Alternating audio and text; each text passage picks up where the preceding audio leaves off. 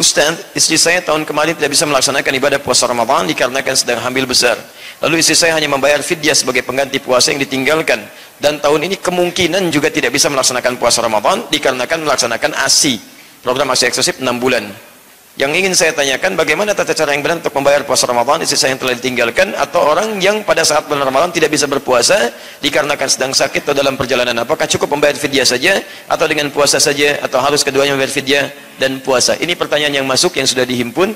Kita ambil dalilnya dulu di Quran surah kedua Al-Baqarah ayat 184 sampai 185, posisi paling kiri dari atas sampai sedikit ke tengah. Taib, perhatikan kalimatnya.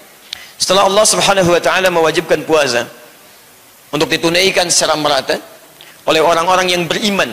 Ingat, setiap ada kalimat iman membuka ayat Al-Quran, informasi yang disampaikan, saya sering katakan, itu jadi ukuran keimanan kita. Ukuran keimanan kita, apakah di situ iman kita kuat, iman kita lemah, atau Anda memang sama sekali nggak beriman walaupun ngaku-ngaku beriman. Hati-hati gitu ya. Nah, misal ujiannya di sini puasa. Kalimat puasa dibuka dengan iman. Ya ayyuhalladzina amanu kutiba alaikumussyam. Artinya apa? Orang yang semangat menunaikan puasa, ya dia semangat mengerjakan Ramadannya, maka ini menunjukkan imannya sedang kuat. Tapi kalau sedang malas-malas kan, kemudian bahkan ada sifat misalnya agak kurang maksimal mengerjakan, ini pertanda imannya lemah. Apalagi yang sangat anti dengan puasa misalnya. Ya, kapan Ramadan? Insya Allah sebulan lagi. Cepet amat, si amat aja nggak cepet, ngapain repot-repot puasa? Misal gitu kan? Nah, ini menunjukkan itu betul-betul sangat bermasalah. Sangat bermasalah. Ya, ingat, besok pun Jumat. Ya, ayat tentang Jumat dibuka dengan kalimat iman. Quran surah ke-62, ayat ke-9, posisi paling kiri sebelah atas. Awas yang ikhwan, yang laki-laki ini. Ya ayyuhalladzina amanu idza nudiya lis-salati min yaumil jumu'ati fas'au ila dzikrillah. Kalimat salat Jumat, idza nudiya lis-salati min yaumil jumu'ah, jika disuruh untuk mempersiapkan diri menunaikan salat Jumat, bergegaslah Anda. Ya, bergegaslah untuk ingat kepada Allah, tunaikan salat. Awas, hati-hati, kalimatnya dibuka dengan kalimat iman. Karena itu jika besok misalnya kita sudah ketahui, oh ini zuhurnya 11.59 misal saja gitu kan, kemudian Anda sudah siap-siap dari jam 11, siapkan pakaiannya, mandi terlebih dahulu, kenakan minyak wangi misalnya yang layak untuk dikenakan, maka ini menunjukkan iman Anda sedang luar biasa bagusnya. Tapi kalau Anda misalnya menunda-nunda, Masya Allah, sampai khatib dan naik belum? Belum, berarti belum gitu kan. Masya Allah, khatib dan naik, udah. Khutbah keberapa? 1, berarti masih santai gitu kan. Kalau ada yang seperti itu, bahkan sampai khatib naik di ujung khutbahnya baru tergerak untuk datang, ini menunjukkan imannya sedang bermasalah, lemah dia. Apalagi kalau ada orang menyengaja tidak Jumatan atau menukar akhiratnya yang lebih baik untuk kepentingan dunianya. Awas, hati-hati, di ayat ke-11 itu ada singgungan. Wa idza ra'au tijaratan aw lahwan infaddu ilaiha wa tarakuka qa'imah qul ma indallahi khairum minal lahwi wa minat tijarah. Jika ada disaksikan, hati-hati ya, hati-hati, ada orang-orang yang tega meninggalkan Jumatnya demi kepentingan dunianya. Ya, apakah karena bisnisnya, karena macam-macamnya. Kata Allah, katakan pada orang-orang seperti ini, apa yang Allah siapkan dalam Jumat lebih baik dibandingkan dengan semua itu. Nah, teman-teman, kembalikan kepada puasa. Ini tafsirnya tentu sangat dalam. Ya, kalau saya menyampaikan tafsir, mohon maaf, itu harus dilihat audiennya siapa, keadaannya bagaimana. Kita harus muqtadal hal, sesuai dengan objeknya, audiensnya. Kalau audiennya pembelajar, kita kirimkan turunannya, referensinya dan sebagainya. Tapi kalau kalangan-kalangan awam yang tidak butuh banyak kalimat, kita cukupkan dengan kalimat sederhana yang dipahami, yang tentunya ini kembali kepada ketentuan-ketentuan ulama. Tafsir itu nggak boleh ngarang gitu kan. Baik, ada beberapa masukan-masukan, Ustadz nggak pernah nyebutkan referensi ini, referensi itu. Kalau mau disebutkan, sampai mau kapan bahasannya gitu kan. Ada bahasan-bahasan tertentu yang harus menjadikan referensi itu muncul. Nah, saya kaitkan dengan ini, setelah diwajibkan, kemudian puasa, ada kondisi yang menurut Allah sebagian belum tentu bisa menunaikannya. Siapa mereka? Quran surah kedua ayat 184-nya. Rahmukallah. Lihat kalimatnya. Ayyaman ma'dudat. Tunaikan puasa itu pada waktu-waktu beberapa hari yang telah ditentukan. Baik, jadi nanti kita runtutkan, disebutkan hari untuk memberikan keringanan kepada kita. Apalagi baru menerima puasa, perintah puasa. Orang nggak pernah puasa, tiba-tiba turun ayat misalnya sebulan penuh. Masya Allah. Bandingkan, senang mana kalimatnya? Sebulan penuh dengan hari-hari yang telah ditentukan. Lebih nyaman mana keterimanya di hati? Hari. Sebab ketika disebutkan harinya, yang terbayang puasa hari. Nggak sadar sudah sebulan gitu kan? Baik, tapi kalau disebutkan langsung sebulan, ke hati kadang nggak enak perasaannya. Ya Allah, puasa sebulan gitu kan? Maka turun kalimat pertama menggunakan kalimat hari. Setelah paham baru ayat 185-nya menggunakan bulan. Syahrul Ramadan alladzi unzila fihil Qur'an. Jelas? Sama kayak Anda mau beli TV 4.999.000 dengan 5 juta. Anda pilih yang mana? Padahal cuma 0, sekian poin gitu kan? Tapi Anda pilih 4 juta, sekian karena Anda melihat 4-nya bukan 5-nya. Jelas? Nah, ini nanti ada kaidah-kaidah di ilmu balaghah. Taib, faman kana minkum marida aw ala safar. Jawaban dari pertanyaan ini. Maka jika ada di antara Anda kemudian sakit atau sedang dalam perjalanan. Awas hati-hati. Sakit dan dalam perjalanan, apa yang dimaksudkan di sini? Baik, saya coba cantumkan referensi supaya kita bisa memahami. Misal di Ibnu Katsir, yang saya punya tafsir Ibnu Katsirnya cetakan tahun 2009, ya tahqiqnya Syekh Muhammad Nasiruddin Al-Albani. Warnanya merah, ya merah ati. Halamannya ada di halaman 241, posisi paling kanan di pertengahan. Baik, perhatikan kalimatnya. Ya, yang dimaksud dengan sakit di sini ada beberapa pendapat turunan dari para ulama. Dan pendapat ini nanti dinukil kembali. Saya sarankan kitab ini bagus banget. Ada kitab bagus sekali, namanya Rawai'ul Bayan fi Tafsir Ayatil Ahkam, disingkat jadi Tafsir Ayat Ahkam karangan Syekh Muhammad Ali As-Sabuni. Yang saya punya, yang tulisan berbahasa Arabnya, ya itu ada cetakan tahun 1999 di halaman 142, jilid yang pertama, posisi paling kanan sebelah atas. Ya, di situ beliau terangkan tentang hukum yang nanti akan kita sebutkan. Baik, yang dimaksud dengan sakit di sini, saya ulang, yang dimaksud dengan sakit, para ulama terbagi pada 3 pendapat. Pertama, zahiriyah. Zahiriyah itu yang tekstual. Ya, kata zahiriyah yang penting sakit apa saja, yang disebut sakit, maka itu boleh dia membatalkan puasanya. Yang penting sakit. Ya, dan dia pendapat kurang kuat.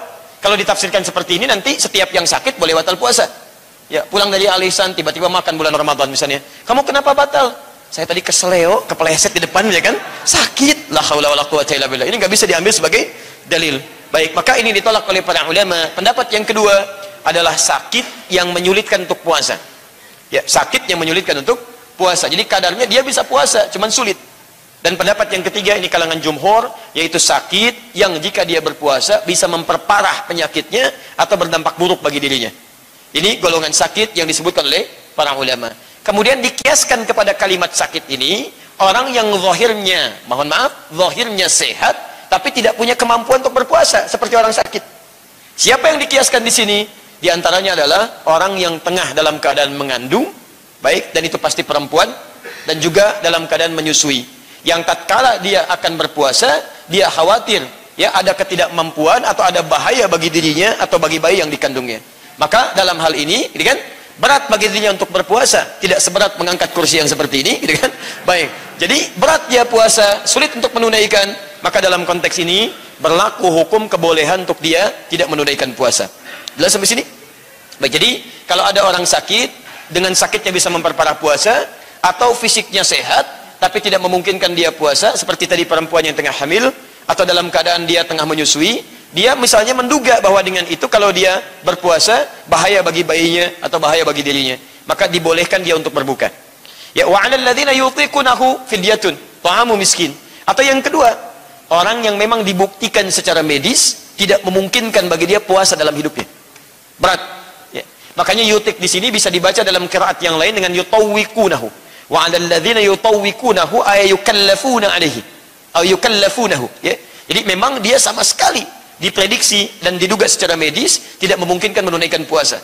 Seperti syekhun kabir, orang yang sudah sepuh luar biasa, ya, fisiknya luar biasa lemah, sulit untuk berpuasa, maka yang seperti ini pun dibolehkan untuk berbuka. Sekarang pertanyaannya, bagaimana konsekuensi dari bukanya itu? Bagaimana cara mengganti puasanya? Nah, ada dibagi 2 golongan di sini oleh Al-Qur'an. Pertama, lihat kalimatnya. Lihat kalimatnya. Yang pertama adalah fa'iddatu min ayamin ukhra. Dia bisa ganti di hari lain. Disebut dengan qadha. Yang kedua adalah fidyatun ta'amu miskin. Cukup diganti dengan fidyah. Dia tidak usah puasa, tapi diganti dengan kadar makanan yang dicukupkan bagi dia, kadar makanan dia digantikan setiap dia tidak berpuasa. Saya bahas yang pertama dulu ya, nanti kita masuk pada yang kedua dengan bahasan yang agak cepat sedikit. Ya. Jadi fokus di sini teman-teman sekalian. Pertama adalah qadha. Qadha ini diutamakan bagi seseorang yang tidak bisa berpuasa tapi masih punya kemampuan untuk mengganti. Maka ini yang diprioritaskan oleh para ulama dan tidak ada khilaf di sini. Tidak ada khilaf. Ya, karena itu tadi, mohon maaf, kasus yang ditanyakan perempuan yang tengah mengandung, kemudian juga yang dalam fase menyusui, ya dia masih punya kemampuan untuk mengganti di hari-hari lain, maka yang diutamakan bagi dirinya bukan fidyah, tapi puasa dulu. Puasa, hati-hati. Makanya ayatnya ditutup, wa antasumu khairul lakum in kuntum ta'lamun. Dan puasa itu lebih bagus jika Anda bisa mengerjakan, jika Anda mengetahuinya. Ya, jadi dimunculkan ayat di akhir ini untuk mendahulukan puasa, ya dengan satu catatan bahwa jika mampu mengerjakan puasa itu lebih bagus untuk didahulukan sebagai prioritas. Jelas di sini? Nah, jadi mohon maaf bagi yang tadi mengandung, kemudian juga dalam fase menyusui, jika masih ada waktu bisa untuk menggantinya dengan puasa, maka itu didahulukan dibandingkan dengan fidyah. Paham? Ya. Dan alhamdulillah hari ini teknologi sudah semakin berkembang, konsultasi dengan dokter juga sudah semakin bagus, bahkan ada cara-cara, strategi-strategi yang tetap memungkinkan ibu hamil yang tengah mengandung ataupun yang menyusui tetap bisa menunaikan puasa dengan mengatur pola makan dan keadaan dirinya. Dan alhamdulillah istri kami pernah mempraktikkan itu. Ya, saat mengandung bayi yang kedua, belajar dari yang pertama, diatur waktu dan bisa. Bisa, ya dalam kondisi tertentu dia bisa puasa. Ya, begitu lemah misalnya dia berbuka, ya dalam kondisi yang lainnya. Tapi dia bisa menyesuaikan itu. Akhirnya setelah terbiasa ternyata Masya Allah dalam keadaan menyusui, ya dia bisa menyusui, ya dia itu maksud istri saya, dia bisa menyusui putri kami, kemudian disusui dengan baik, diberikan ASI-nya, dalam kondisi juga berpuasa. Dan alhamdulillah normal gitu. Alhamdulillah normal keadaannya. Jadi barangkali jangan pesimis dulu, jangan langsung disimpulkan kalau begini nggak bisa, tidak. Coba dulu dengan baik, konsultasikan dengan baik. Kalau memang secara medis tidak memungkinkan, maka silahkan Anda batalkan di sini, lalu diganti di hari lain dengan yang lebih lapang lagi. Paham? Baik. Tapi jika keadaan Anda memang secara medis gak bisa puasa, seperti tadi ada syekh, ya, mohon maaf, orang yang memang diduga sudah sepuh, fisiknya tidak kuat untuk itu, kan? Atau yang kedua misalnya, mohon maaf, ya, mohon maaf, atau yang kedua memang tidak sepuh, tapi ada penyakit-penyakit tertentu yang divonis secara medis ini nggak bisa puasa, maka bagi dirinya tidak berlaku qadha dalam hidupnya, cukup dengan fidyah saja. Fidyah itu secara bahasa tebusan, fida, pengganti. Bagaimana cara menggantinya? Maka dia keluarkan kadar makan dia dalam sehari. Awas lihat, kadar makan dalam sehari. Antum sehari berapa kali makan? Umumnya 3 kali gitu kan? Maka keluarkan kadar makan dalam sehari itu. Ingat, yang diambil bukan kadar-kadar tertentu, tapi kadar makan antum pada umumnya. Kan levelnya bisa beda. Ya, ada misalnya yang makannya cuma dengan tempe, ketemunya kangkung dan sebagainya, maka kadar makan dia itu yang dijadikan keumumannya untuk diberikan sebagai fidyah.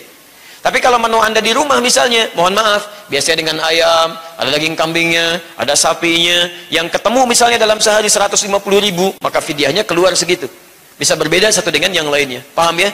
Ustaz, bagaimana kalau saya punya kemampuan, alhamdulillah, tapi larangan dokternya juga untuk saya khusus, makannya cuma bayam aja, gitu kan? Tempe aja, gitu kan? Tapi punya kemampuan, maka yang dilihat bukan menu dianya, tapi keadaan menu umumnya di keluarganya.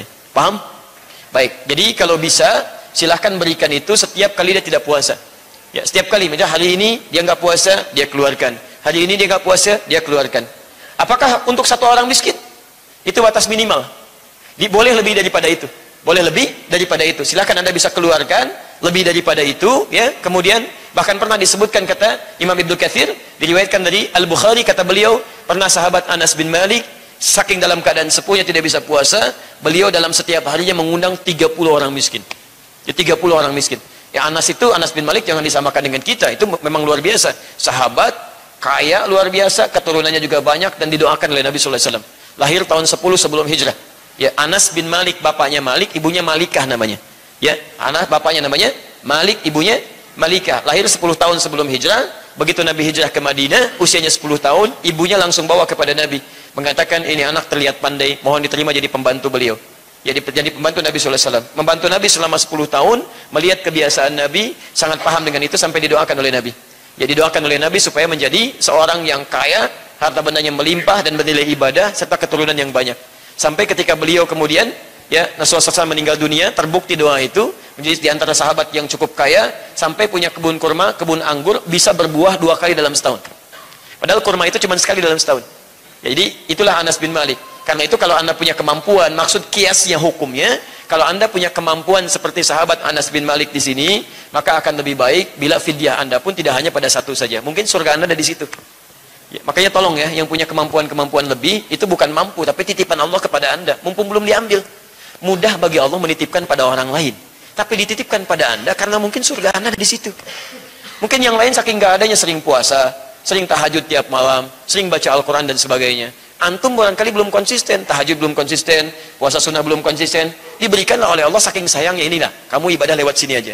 Ya surga kamu lewat sini. Kalau dengan semua itu belum bisa diamalkan juga, Anda butuh apa lagi? Orang gak punya sepeda, gak punya motor, gak punya mobil, mau ke masjid jalan kaki. Anda tetangga masjid, sepeda ada, motor ada, mobil ada. Ya, nggak masih belum mau ke masjid. Apa perlu dibangun jembatan sampai ke rumah Anda? Halo? Gitu ya? Dan mic-nya juga diarahkannya ke rumah Anda gitu kan. Nah itu luar biasa ya. Kenapa ini berisik sekali masjid? Waduh, takut menaranya tumpah ke rumah kami. Masya Allah, nggak ada menara juga pesawat bisa tumpah ke rumah antum itu. Jelas?